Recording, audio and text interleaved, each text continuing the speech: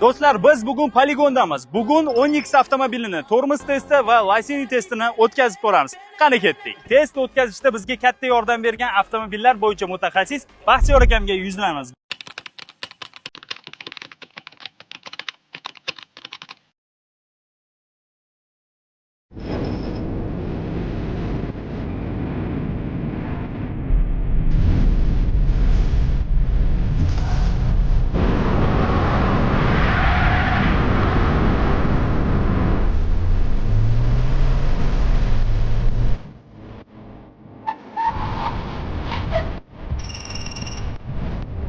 Do'stlar, mana testimizni ham o'tkazib oldik. Test o'tkazishda bizga katta yordam bergan avtomobillar bo'yicha mutaxassis Baxtiyor akamga yuzlanamiz. Baxtiyor aka, mashina to'g'risida o'zingiz jonli fikringizni bersangiz.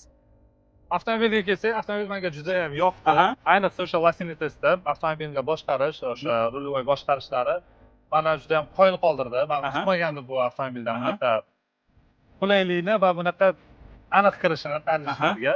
Agar tormozlash yo'liga keladigan bo'lsak, men bir 10-15 metrda to'xtasa kerak deb o'yladim. Lekin ko'rib turganinglardek juda ham aniq va juda ham tez to'xtaverdi. Menga avtomobil juda ham yoqdi o'zimga. Sizlarga ham tavsiya qilaman. Juda ham katta rahmat sizga. Salomat bo'ling aka.